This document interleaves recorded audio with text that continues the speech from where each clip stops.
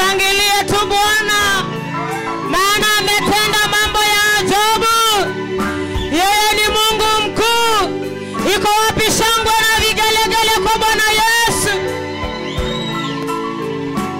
Wewe Bwana umetenda, uinuliwe umetenda, ubarikiwe umetenda, ushangiliwe umetenda. Ni wewe Bwana umetenda, Simba wa Yuda umetenda, ushangiliwe umetenda, ubarikiwe umetenda.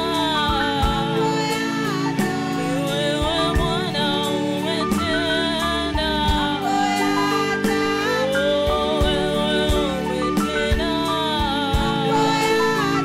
Yehova wewe umetenda, Masia wewe umetenda, viwete wetu watembea leo, visiwe wetu wasikia Bwana, vipofu leo wameona. Ni wewe Bwana umetenda, Bwana umetenda, Masia wewe umetenda.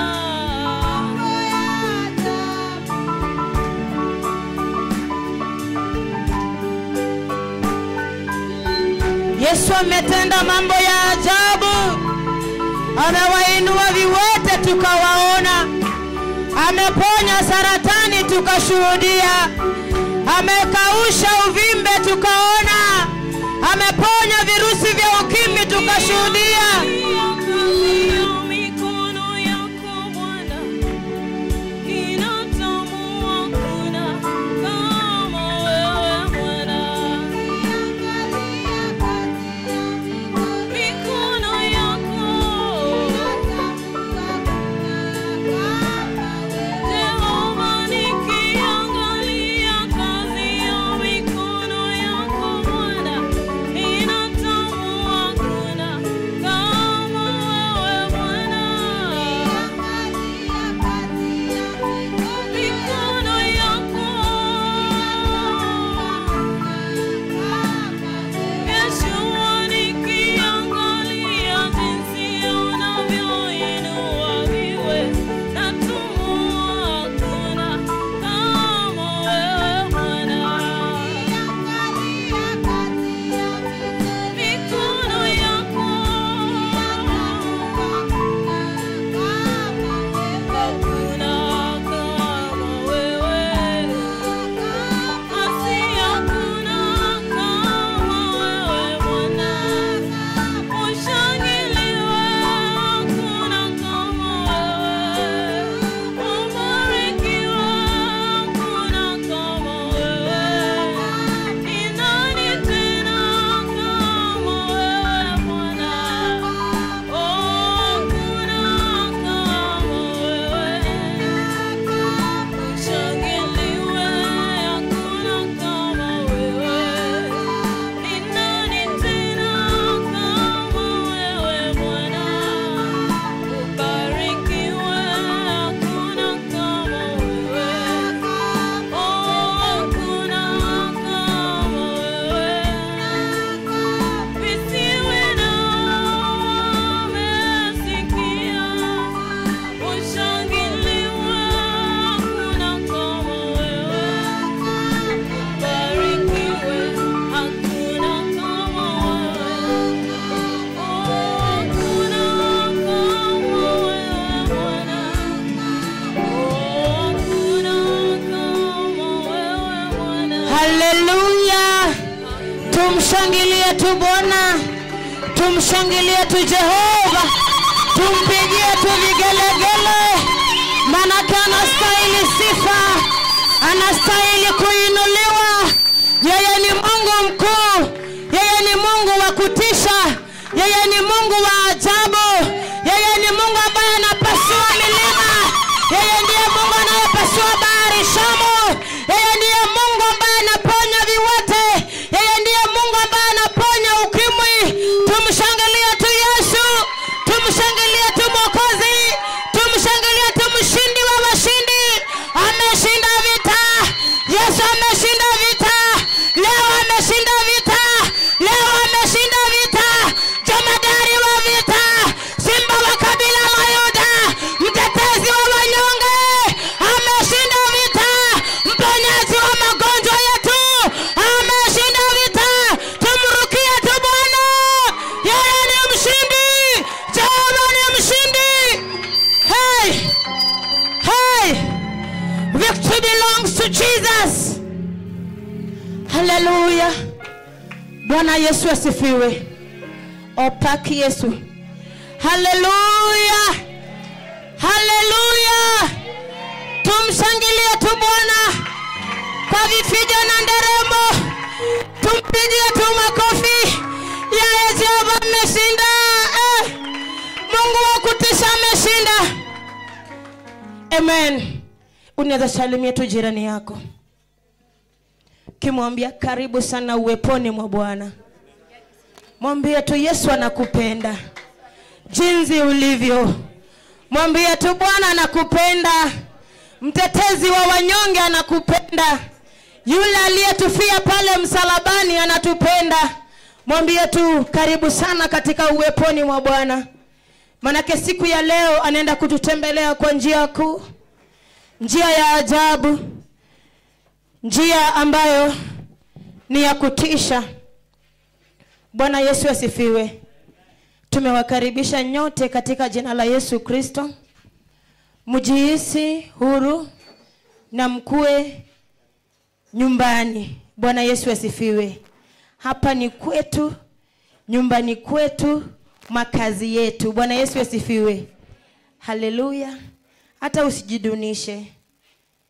Just tell your feel free in the house of the Lord.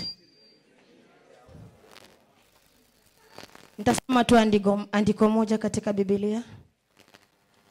Kisha nitamkaribisha mwangalizi Vincent ambaye atatuelekeza kwa ratiba katika jina la Yesu Kristo.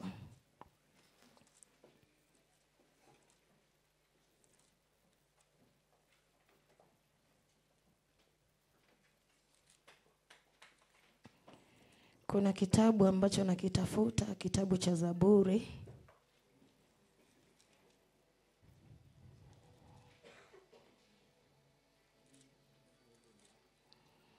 Zaburi 100.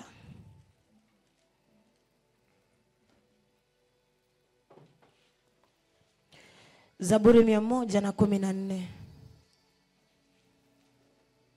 Psalms 114.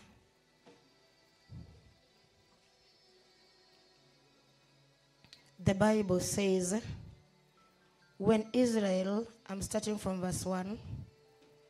The Bible says, when Israel came out of Egypt, the house of Jacob, from a people of strange language, Judah became his sanctuary, and Israel his dominion.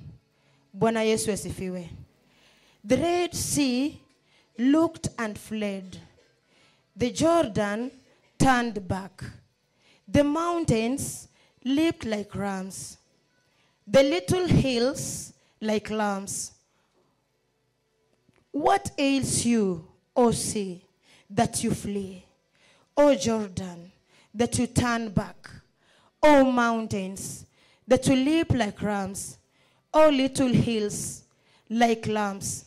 Tremble, O earth, at the presence of the Lord. At the presence of the Lord of Jacob, Israel, who turned the rock into a pool of water, the flint into a fountain of water. Bwana Yesu asifiwe.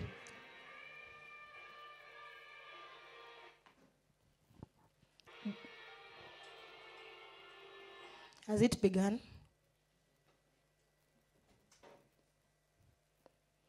Bwana Yesu asifiwe. Haleluya. Bwana Yesu asifiwe.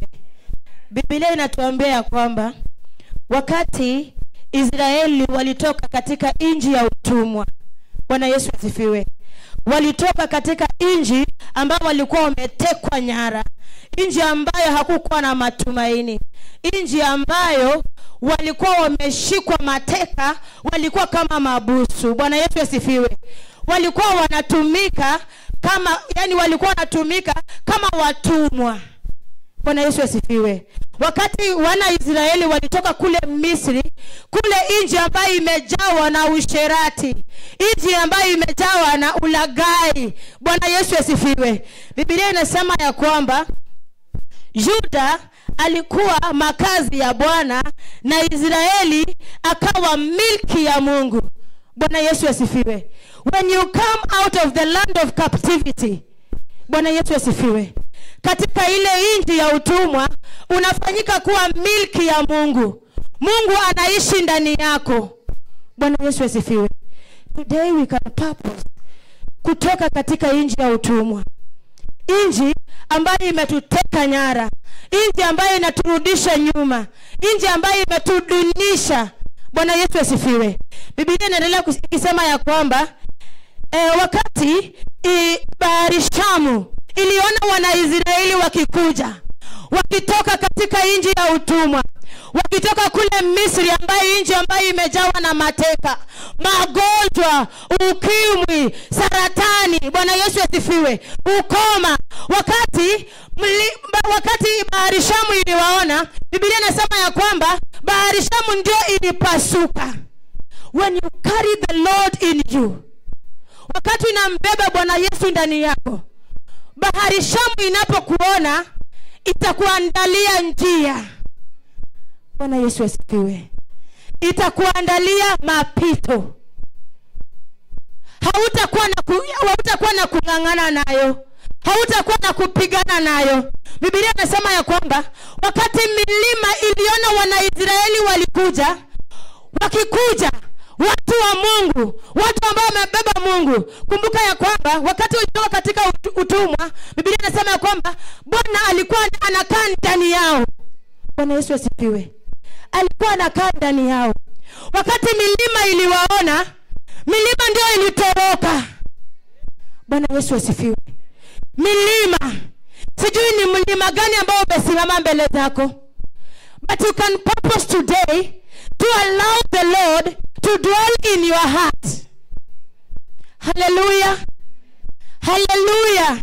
Napenda kuongea na kanisa ambalo limechangamka. Bwana asifiwe. Hallelujah.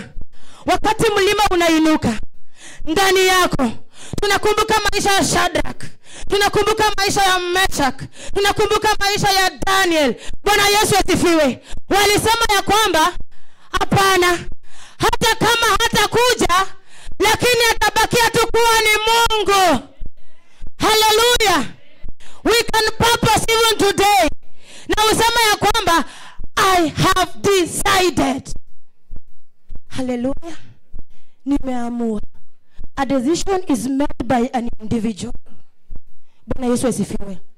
Uamuzi unafanywa na mtu mmoja. Hautasema ya kwamba mimi nafanya uamuzi na familia yangu, ninafanya uamuzi na marafiki zangu.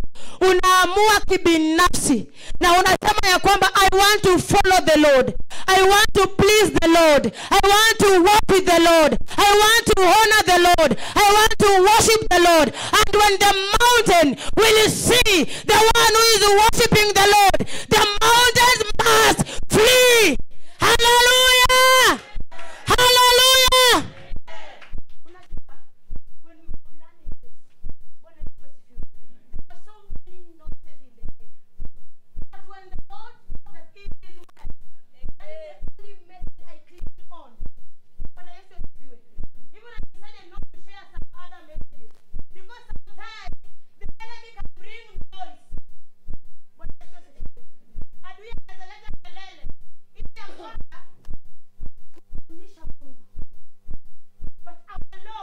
Is a victorious God.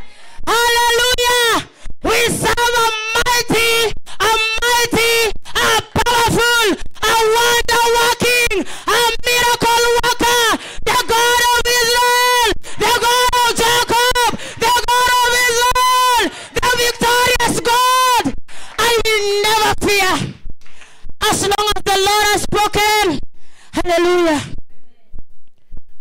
Unajua kuna mahali katika Biblia wanasema ya kwamba waoga, Bwana Yesu asifiwe, hawatauona ufalme wa Mungu. Umeshituliwa tu hivi, wanasema haitawezekana. Bwana Yesu asifiwe. Ufalme ambao tunataka kuingia ni ufalme wa wale ambao wajasiri. Bwana Yesu asifiwe. Look the life of Daniel. Bwana Yesu asifiwe. Hata kama ingelikuwa tu wewe, unaona masimba wamefungua midomo, wako pale, ungekubali? Ungekubali? Bwana Yesu asifiwe. Umeona simba, kama ukiona tu kwa picha hivi ndio unaiogopa, na huyu ni mnyama mwenyewe halisia. Bwana Yesu asifiwe. But Daniel decided, hata kama naenda kukula na simba ama simba hawatanikula, lakini Mungu wangu atabaki kuwa ni Mungu. Sitainamia miungu mingine. Bwana Yesu asifiwe. You can decide. Bwana awabariki sana. Welcome. Visit.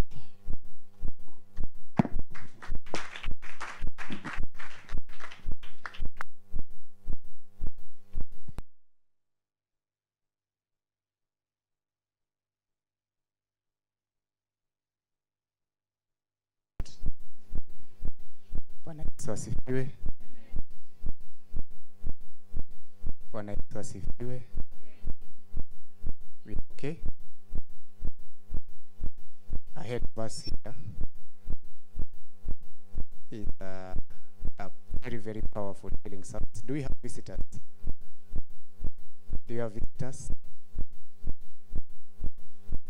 Do we have visitors? If you normally don't fellowship the ministry of repentance and holiness, or this is your first time, I'm not going to ask you to stand up.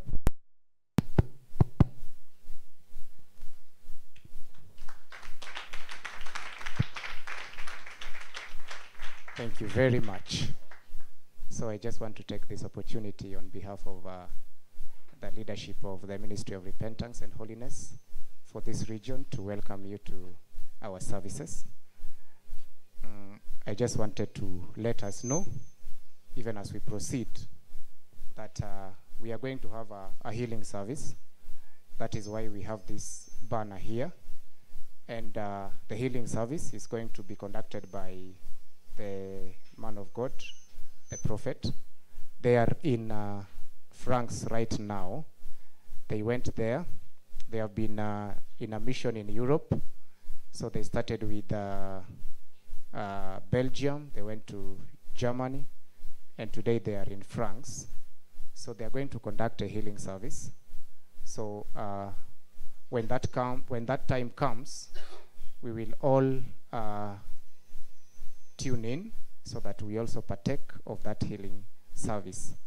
For those of us who don't get to hear that language, watumishi wa Bwana wako nje, nchi za Ulaya, kwa sasa hivi wako Ufaransa, wanaenda kutuongoza katika ibada takatifu ya uponyaji. Wakati huo utapofika, tutaenda moja kwa moja tuungane nao ili sisi pia tushiriki katika ibada hiyo. Kama wewe ni mgonjwa, unajua yeyote ambaye ni mgonjwa, ugonjwa yeyote ile, tafadhali tunaomba unaweza register na overseer Irene hapa. If you have any condition, kama una shida yoyote ama unajua mtu yote mwenye ana shida, unaweza mwambia mwangalizi hapa, so that when that moment comes and the healing decree is made and you receive your healing, then we can all celebrate. So I wanted to explain that so that in case you are visiting, you understand why we have this screen here. And in case we interrupt the service, you don't ask what is wrong with us. So there will be a healing service that we'll be joining.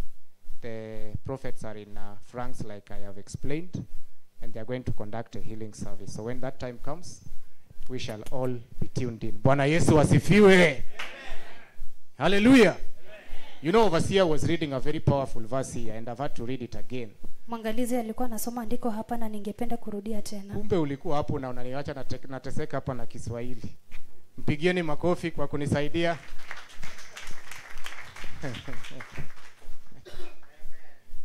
But when the enemy saw the Lord coming, Ya kwamba adui alipomwona Bwana akija, the enemy fled. akwa adui alitoroka. The mountains shook. Milima The ilitetemeka. sea fled. Bahari Ilitoroka. ilitoroka. You can imagine when the sea is fleeing. Unaweza kuwazia bahari You inapotoroka. can imagine when the mountains are trembling. Unaweza wazia milima ikitetemeka. Then you can imagine who is this that is Basi coming. unaweza wazia huyu ni nani anakuja. Because if the sea can flee, Kwa sababu bahari if the mountains inapotoroka, can tremble, kama milima inaweza tetemeka, then the simple things that we have, you and I, basi vile vitu rahisi ambavyo sisi tulivyo navyo mimi na wewe should not worry you anymore. havipasi kutupa wasiwasi Because tena, the kind of God that we are serving, kwa sababu aina ya Mungu tunayemtumikia, the kind of God that we are serving, yule aina ya Mungu tunayemtumikia, we serve a miracle working God. Hizi vitu zinafanya. We serve a miracle working God. He's the Alpha and Omega. We serve a miracle working God. We serve a miracle working God. We serve a working God. He is the Alpha and Omega. We serve a miracle working God. We serve. We serve.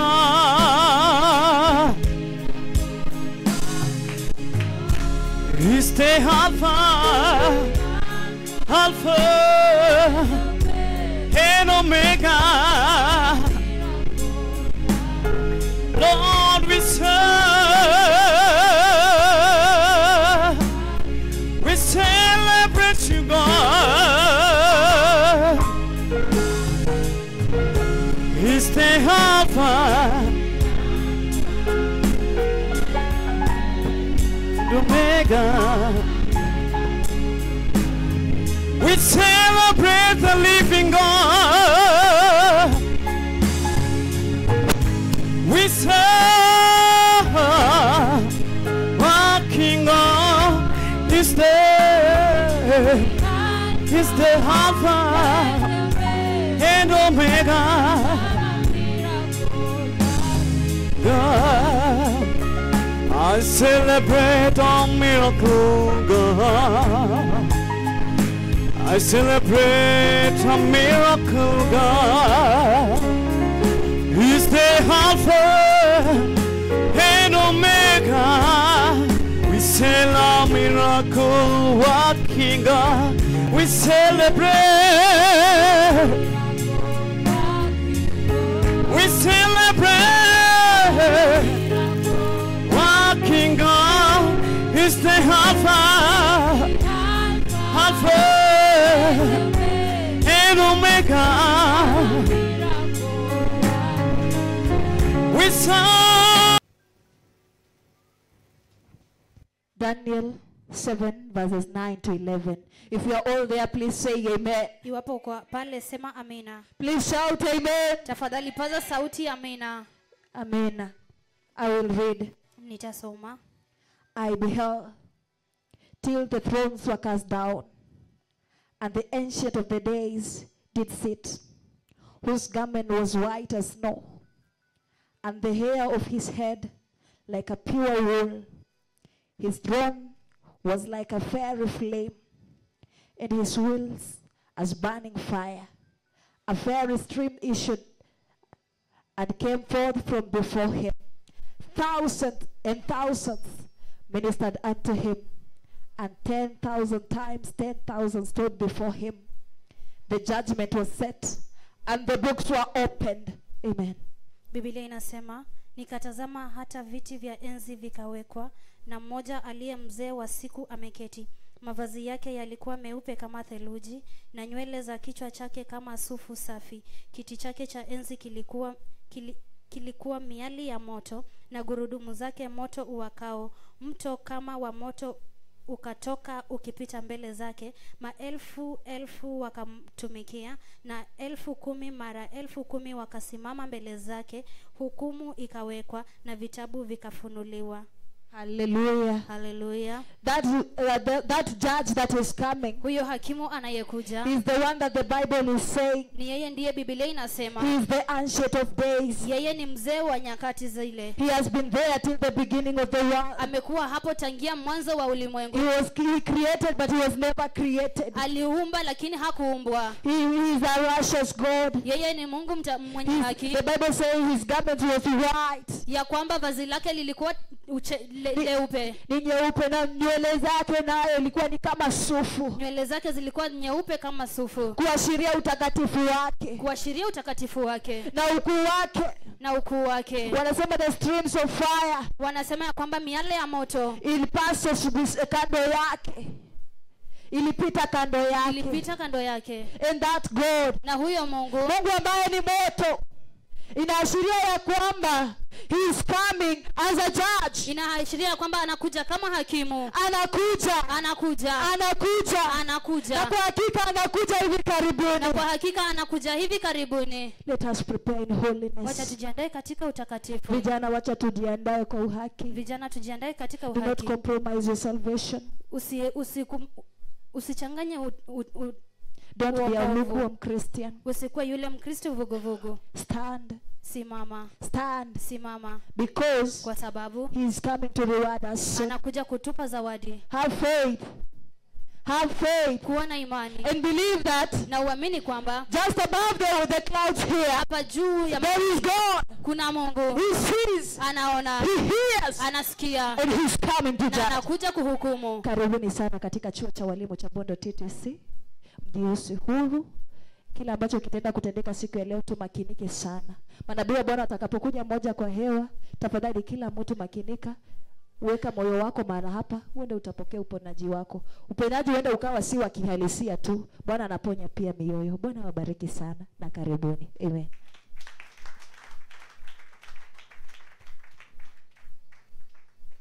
Asante sana mchungaji. Overseer Willis, now we can operate freely. We have been welcomed. Now I looked at you and you were worried because you are not been welcomed. Hallelujah! Hallelujah. Wapi ule pastor mwingine anasoma Biblia? Chairman.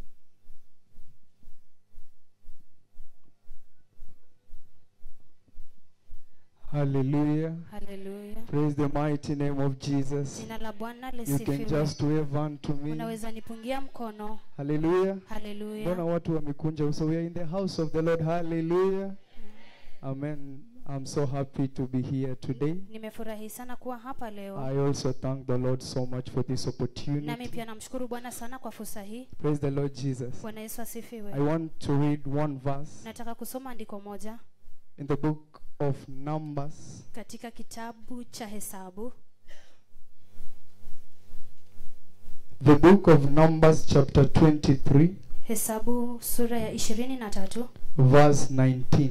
mstari wa 19. Numbers 23 verse 19 says, Hesabu 23:19 inasema, God is not human that he should lie, not a human being that he should change his mind. Does he speak and then not act? Does he promise and not fulfill? Biblia inasema Mungu si mtu aseme uongo, wala si mwanadamu ajute. Iwapo amesema hata litenda, iwapo amenena hata lifikiliza. We are preparing to follow the mighty healing service all the way from France. Tunajiandaa kufuatilia ule mkutano wa uponyaji mkuu kutoka Faransa. Is God a human that he promised to heal us, then he does not do it? Je, Mungu ni mwanadamu anayetuahidi kwamba anakuja kuponya na haponyi? Is he a human Yeye ni mwanadamu to to promise healing to us, then he does not do it. atuahidi uponyaji na asifanye. Praise the Lord Jesus. Bwana Yesu asifiwe. So prepare yourself, Hivyo basi andaeni nyi wenyewe, prepare your heart andaeni mioyo yenu to be visited with the Lord today. kutembelewa na Bwana leo. But why are we here? Lakini mbona tuko hapa? Praise the Lord Jesus. Bwana Yesu asifiwe. Why this revival in Bondo TTC? Mbona uvuvio huu hapa Bondo TTC? The book of Isaiah 55 verse 6, my last verse. Kitabu cha Isaya 55. Isaiah 55 verse 6.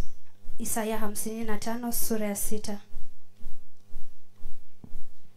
The reason why we are here. Sababu kuu tulio hapa It says, inasema, seek the Lord while he may be found. mtafuteni Bwana madamu anapatikana, Call on him while he is near. mwiteni madamu yu karibu.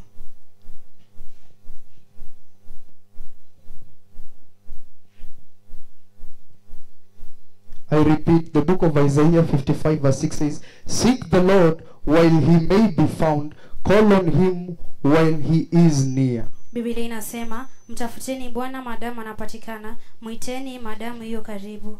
To our first time guests, Kwa wageni wetu wa mara ya kwanza, as you heard yesterday, mliposikia jana that we have not come to preach religion. ya kwamba hatujakuja kuhudumu dini, kuhubiri dini. Hallelujah. We Haleluya. have not come to remove you from your religion. Hatujakuja kukutoa kwenye dini lako, But this is the reason why we are here. lakini hii ndio sababu tuko hapa. But there is a time that is coming Kuna siku inayokuja when people will look for the Lord, but he will not be there. wakati watu watamtafuta Bwana lakini hata kuwepo. But there is a time that is coming Kunayo wakati unakuja, that this gospel that is being preached across the whole world, hii injili ambayo inahubiriwa kote kote ulimwenguni, that it will not be there. haitakuwepo. Bwana Yesu asifiwe. Bwana Yesu Us asifiwe. being here today, Sisi kuwa hapa leo it means inamaanisha that there is something greater kuna kitu kikubwa than what we have here. kuliko kile tulichonacho hapa. That there is a bigger promise Kunayo ahadi kubwa that we have been given. ambayo tumepewa. Praise the Lord Jesus. Bwana Yesu If asifiwe. let's say for example, Tuseme kwa mfano, if education was the biggest thing, iwapo masomo ingekuwa kitu kubwa sana, then hatungekuja hapa. basi hatungekuja hapa. Hallelujah. Kwa Haleluya. sababu tayari uko na masomo. Kwa sababu tayari uko na But masomo. now there is something greater than that. Lakini kuna kile kitu kikubwa zaidi ya hiyo. Hallelujah. Haleluya. Something Kitu that will determine my eternity and your eternity. ambacho kitahakikisha umelele wangu na wako. And to all of us, Na kwetu sisi we sote know that information is power. tunajua ya kwamba habari ni nguvu. Hallelujah. Haleluya. And the information that we are receiving right Ile now, habari tunaipokea sasa it has power. ina nguvu. Hallelujah. It Haleluya. has power and authority Ina nguvu na mamlaka over our enemy. juu ya adui zetu. We all know that we have one common enemy. Tunajua ya kwamba tunaye adui mmoja, And the information that we received na habari yesterday tuliyoipokea jana now gives us authority over that enemy. inatupa sasa mamlaka juu ya huyo adui. But now it is for you and me Lakini sasa ni kwako wewe na to mimi choose what you're going to do with that information. kuchagua kile ambacho unaenda kufanyia habari hiyo. Welcome so much in the house of the Lord. Karibu sana katika nyumba ya Bwana. I'm Gian Odhiambo, Anaitwa Gian Odhiambo, a student mwanafunzi from Just. kutoka Jaramogi. Amen. Amina.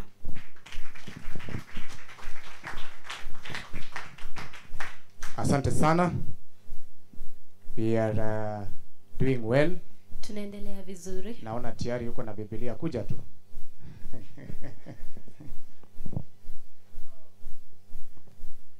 Hallelujah. Haleluya. Praise the Lord Bwana Jesus. Yesu asifiwe. Praise the Lord. Bwana Vijana, Bwana Yesu asifiwe. I am so much delighted today amefurahishwa sana leo to be among you people today. kwa miongoni mwetu siku ya leo. My name is Pastor Miriam. Jina lake ni mchungaji I Miriam. am a third year student Yeye ni mwanafunzi wa mwaka wa from 3 Jaramogi University, kutoka chuo kikuu cha Jaramogi, taking Bachelor of Education Science, akichukulia Bachelor of Education a Science, combination of mathematics and chemistry. akihusisha hesabu na kemia, And I don't want to take much of your time. na hatachukua muda I sana. just want to read a scripture to the youths. Anasoma tu andiko kwa vijana, A very common scripture to us. andiko ambalo ni linajulikana kwetu sana, In the book of Ecclesiastes, kutoka kitabu cha Mhubiri chapter number 11, mlango wa 11 from verses 9 mstari wa 9. The Bible is speaking to the youths. This is what my Bible says. Biblia yake inasema, You who are young, be happy while you are young, and let your heart give you joy in the days of your youth.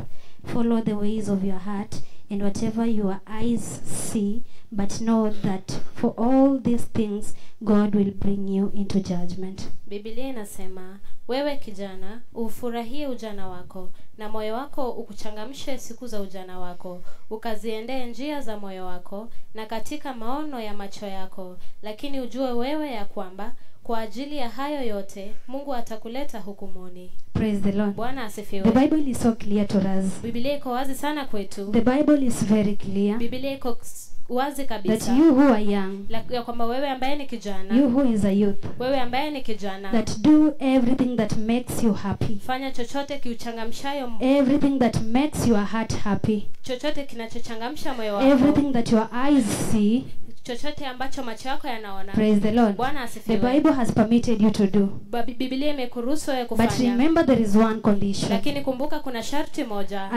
When you read, the Bible says, but that God will bring you into Ya judgment. kwamba Bwana atakuleta So hukumu. as you do all those things that give you joy, Ya kwamba unapofanya yote haya anakupa furaha. praise the Lord. Bwana As asifiwe. you indulge in those sinful activities, Unapojihusisha na zile mambo ya dhambi, as you indulge into those worldly things, unapojihusisha na mambo ya ulimwengu, those worldly pleasures, hayo furaha ya ulimwengu. praise the Lord. Bwana asifiwe. Remember, the Bible says, Kumbuka Biblia inasema, everything that makes you happy, fanya chochote kikuchangamshayo because you wewe. are young. Kwa sababu wewe ni If mchanga. sexual immorality makes you happy, Kama usherati na kufanya na uwe na then do furaha, it. hivyo fanya. Praise the Lord. Bwana If asifiwe. gossip makes you happy, Kama masengenyo na kufanya uwe na furaha, then do it. ifanye. If lies make you happy, Kama uongo inakupa furaha, praise the Lord, Bwana asifiwe, then do it. basi But fanya. remember one thing, Lakini kumbuka jambo at moja, the end of it all, mwisho wa hayo the yote Lord is going to bring us into Bwana judgment. anaenda kutuleta There is a hukumuni. day, Kunayo siku, Pastor has read a scripture, mchungaji amesoma that andiko there is a day ya kwamba kunayo that has siku already been ambayo appointed. imeshatengwa. Praise the Lord. Bwana And asifiwe. this is a day Na hii ndio that siku is set apart ambayo ameweka kando for us to stand before the seat. kwetu sisi kusimama mbele ya And hukumu, each one of us is going to give an account. ambayo sisi wote tutaenda kutoa The hesabu. Bible says in the book of Revelation 22:12, Biblia inasema katika kitabu cha Ufunuo That 22:12 look, ya kwamba I am tazama, coming soon, ninakuja and I karibuni am coming with the reward. na ninakuja na I'm, tuzo. I'm going to give each and every person Ninaenda kumpa kila according mtu to what they have done. kulingana na ambacho Praise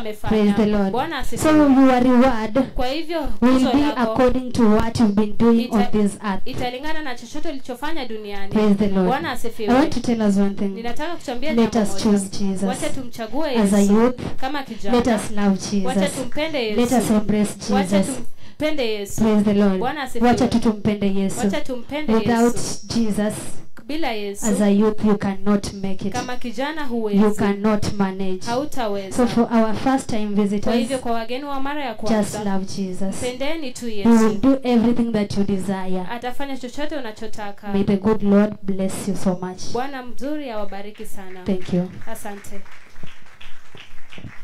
Thank you very much. Asante sana. I know we are drawing closer to that time, Najua tunasongea karibu na huo muda, but speaker after speaker here, lakini baada ya mnenaji hapa, speaker after speaker lakini baada ya mnenaji has been reminding us of judgment ametukumbusha kuhusu hukumu that is coming. ambayo inakuja, And I was asking why na nilikuwa nauliza kwa nini is there judgment coming? kunayo hukumu inakuja. Psalms 49 verses number 7. Zaburi 49:7. Immediately the healing service starts, you wake up, unatukata sawa sawa. Aya, Psalms 49:7. Zaburi 49:7. The Bible says, Biblia inasema, no one, good, these people are very good, no one can redeem the life of another. Unatafsiri? Tafsiri tukiendelea, no one can redeem the life of another Hakuna mtu awezaye kukomboa ndugu yake or give to God a ransom for them. wala kumpa Mungu fidia kwa ajili yake. The ransom for a life is costly. Maana fidia ya nafsi zao ni gharama. No payment is ever enough. Wala hana budi kuiacha hata milele. Sorry. The ransom for life is costly. Maana fidia ya nafsi zao ni gharama. No payment is ever enough. Wala hana budi kuiacha hata milele. So that they should live on forever. Ili aishi siku zote asilione kaburi. So that they should live on forever and see no decay.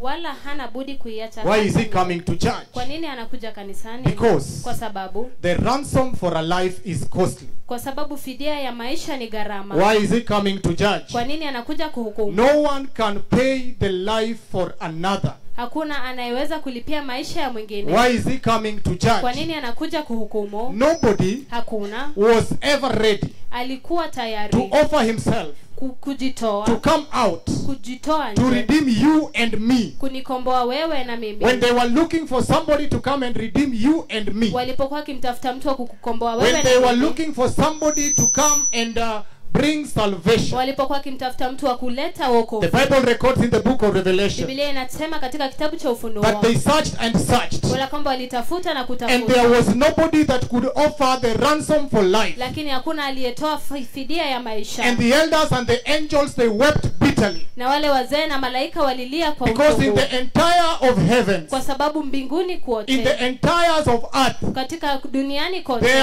was nobody that was found ready hakuna aliyepatikana to tayari come and offer his or her life for you and I. kuja kutoa maisha yake kwa ajili yangu na yako. But the Bible says in the book of Hebrews chapter 9 verses number 28 Lakini Biblia inasema katika kitabu cha Waibrania that 9:28 Christ offered his life ya kwamba Kristo alitoa maisha yake once and for all. mmoja na mwisho. And if you read down in the book of Revelation in the book of Hebrews chapter number 10, Unaposoma chini hapo katika kitabu cha Waibrania he says that before Christ came, anasema kabla Kristo aje, the high priest were offering sacrifices every day. wale makuhani walikuwa wanatoa sadaka kila siku. They were sacrificing bulls, Walikuwa wanatoa sadaka they ya were ng'ombe. sacrificing sheep, Walikuwa wanatoa sadaka they ya were kondoo. sacrificing goats, Walikuwa wanatoa sadaka ya all ng'ombe. in the search for redemption of you and I. Yote ya kutafuta ukombozi wako na wangu. But he says that they were doing every other day. Lakini wanasema ilikuwa wanafanya kila siku. They were doing that sacrifice every other day. Walikuwa wanatoa sadaka kila siku. And number one, na moja ya kwanza, because themselves they were imperfect, la kwamba kwa sababu hao hawakuwa sawa, hawakuwa wakamilifu, hawakuwa wakamilifu, so they had to purify themselves, walifaa kujitakasa, so that before they go and offer sacrifice for you, ili kwamba kabla waende watoe sadaka they kwa had to ajili yako, purify themselves walipaswa kujitakasa without surety, however, of being forgiven. bila ya kuwa na uhakika ya kwamba walisamehewa. And then Kisha that is when they will offer the sacrifice for you. watatoa ile sadaka kwa ajili yako. So that was also not working. Kwa hivyo yeye pia haikufanya kazi. So now Hivyo God chose the best. Bwana alichagua God kizuri. chose his son, Bwana alimchagua his only mwanake, son, the Bible says, mwanawe wa pekee. Biblia inasema and he brought him here. na akamleta hapa, He brought him on this earth. alimleta duniani. Pastor Chebet read Mchungaji Chebet of alisoma how glorious that son was, utukufu kiasi gani huyo mwana of alikuwa, how tens and thousands and tens are bowing before kiasi him, gani ya makumi ya maelfu alivyokuwa, and he left his glory, na aliacha utukufu he left wake, his splendor, aliacha and utukufu came wake, down here na akaja hapa for chini you and I, kwa ajili yangu na that yako, one day ya kwamba siku you may moja never see decay. tusione maozo. Hallelujah. Hallelujah. So why is he coming to judge? Kwa hivyo kwa nini anakuja kuhukumu? Because after such kind of death, Kwa sababu baada ya ile after kifo, such kind of sacrifice, baada ya ile Paul sadaka, asked in the book of Hebrews chapter 2:3,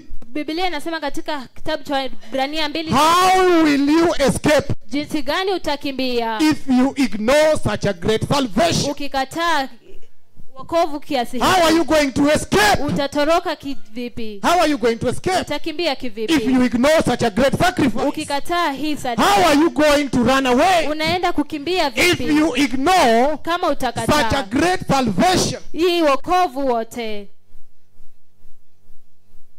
Bwana Yesu asifiwe. Bwana Yesu asifiwe. Why is he coming to Kwa judge? nini anakuja kuhukumu? Because Kwa sababu nobody hakuna mtu can offer their life. anaweza toa fidia ya In maisha. fact, Paul says, Ingawa Paulo anasema that ni ngumu ni ngumu kupata mtu ambaye anatoa maisha yake kwa ajili ya mwenye haki. That's what he says. I think it is the book of, hicho ndicho is it Paulo Philippians anasema. or which one? Seldom does a man die for a righteous person. Ni vigumu kwa mtu kutoa maisha yake kwa mtu mwenye haki. It is not very easy Sio rahisi kabisa to find somebody kupata mtu offer their lives anatoa maisha yake even for a righteous person. hata kwa mtu mwenye haki. He says Anasema it is very ni difficult ngumu sana for you and I kwako wewe na to mimi give their life kutoa maisha that yako now I can die ya kwamba mimi nife because good person that Willis is. kwa sababu ya mtu mzuri ambaye Yani mimi niamue mimi sasa niamue instead of Willis kukufa mimi nife.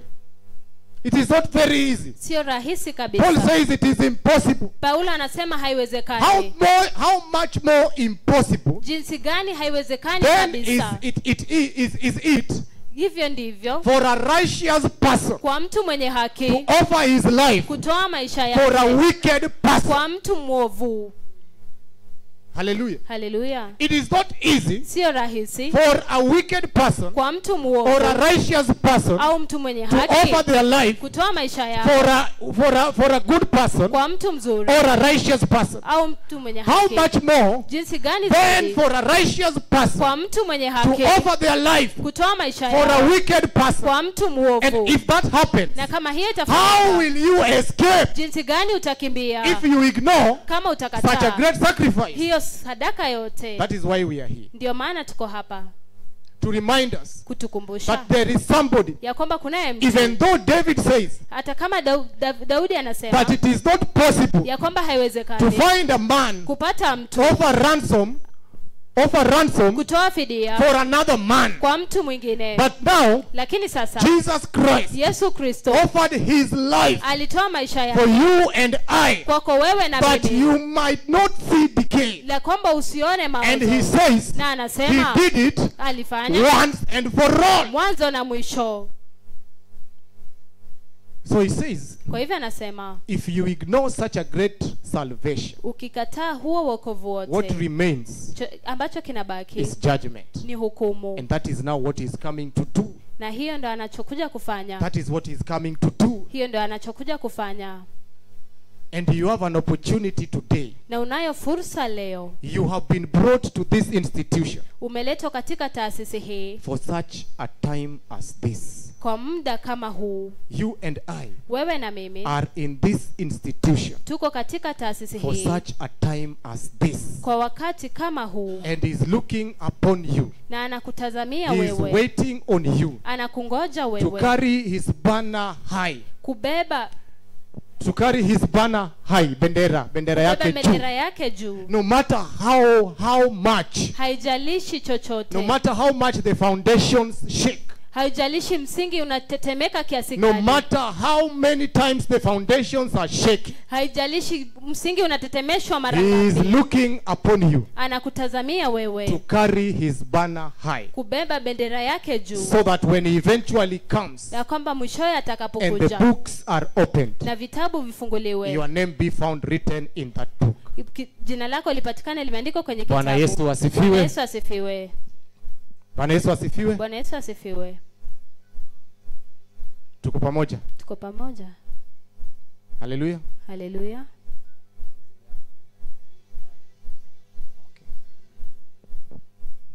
So hivyo ndio tunaendelea. So I want to also invite, Kwa hivyo because I nataka know probably kumkaribisha. after the healing service Najua baada ya mkutano wa uponyaji we will just receive the Lord. tutampokea tu Bwana. There is no other sermon. This is how we are doing it today. Hakuna mahubiri yote mengine, hii ndio tunafanya leo. That will be the healing service will be our sermon for today. Ibada ya uponyaji itakuwa mahubiri yetu leo, Because again he says, kwa sababu tena anasema he testifies about that salvation. anashuhudia kuhusu ile He wokovu, testifies about that salvation anashuhudia kuhusu huo wokovu with miracles and power. na miujiza na nguvu. He says Anasema that even after Christ sacrificing for you, ya kwamba hata baada ya Kristo kujitoa kwako, he is still looking for you, bado and he is making things happen na anafanya vitu in vifanyike your eyes kwa macho yako, so that you can see ili ya kwamba that he uone is constantly looking for you. ya kwamba tena na tena He does not anakutafuta. want you to see decay. Hataki wewe uone maozo, He does not want you to see decay. hataki wewe uone maozo. So he is even affirming Kwa hivyo pia and anadhibitisha attesting na to kudhibitisha to that ministry kwa hii duma through miracles kupitia miujiza and through wonders, na kupitia maajabu, constantly drawing you back to him, tena na tena kukuleta kwake, that you might not decay. ili ya kwamba wewe usipitie maozo. How will you escape Jinsi gani utakimbia if you ignore kama utakataa such a great salvation? wokovu kama huu? Overseer Willis. Mchungaji Overseer Willis. mwangalizi Willis. Salimia hawa watu.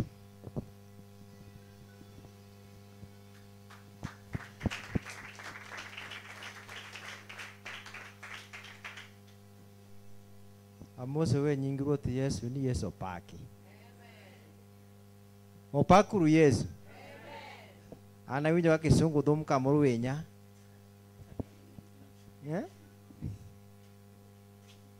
Awinjo kaka kisungu chamre ka Nimesikia kama kizungu kinaongeleshwa hapa Kiswahili na Kiswahili momako dhoga. ambayo imenishika mdomo. Kora wachi ni wamosu gidolu. Nikasema niwasalimie kwa Kijaluo.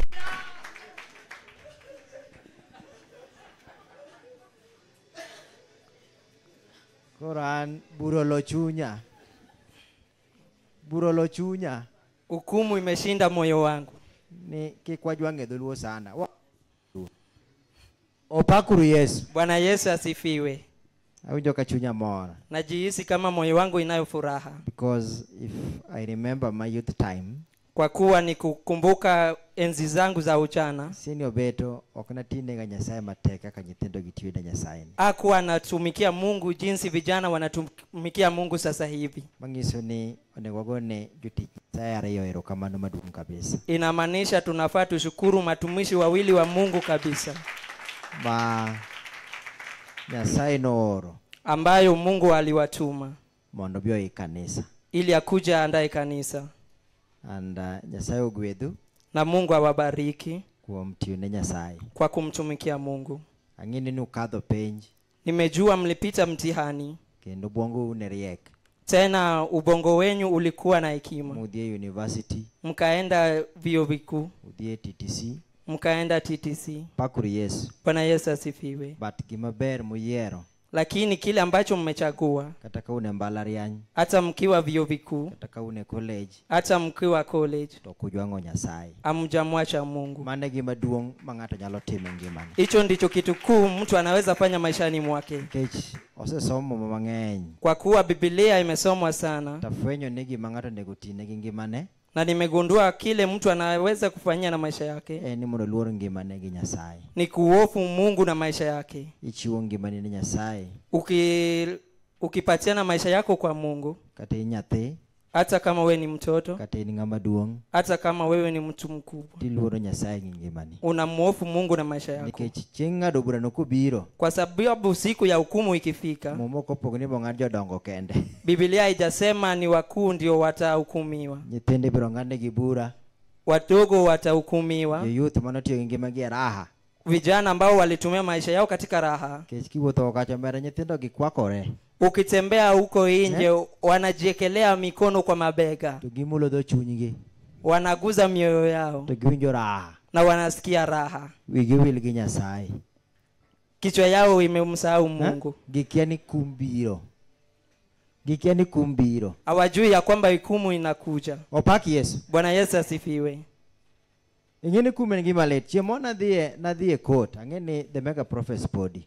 Umejua hukumu ni cha uchungu sana. Anwango aneno court bondo ka. Uko kotini Bondo. Ana moda kelni machiegni misena na bemedhiega. Nataka nikukulete karibu na yale ambayo unashuhudianga. Koro nadhie case moro. alienda katika kesi fulani. Ambe nido kana pada dongato mo makana assault case. Yeye pia alimpiga mtu mdomo makofi. Opaki Yesu. Hallelujah. Nyasaye nokonya no ngane bura maber. Mungu alimsaidia alikatia hukumu nzuri. Guru aneno ko ngane ngato bura mera. Ameona kama mtu penyini. Amen. Bura mar penyini. Hukumu ya hii duniani. Opaki Yesu. Bwana Yesu asifiwe. Ongane ngacha bura. Amekatiwa hukumu. To the way manengano yuak go. Na jinsi alivyolia. Kata nemjo kadho chunyorama. Hata mimi nilihisi moyoni mwangu. Paro kaka dhako nyonyuol nyoro. Nikakumbuka jinsi mwanamke alijizalisha jana. Engine atima pod dhoth. Akona mtoto ambaye bado ananyonyeshwa. Chiege nyotere pala. Na mwanawe alipelekwa oknyaka theater.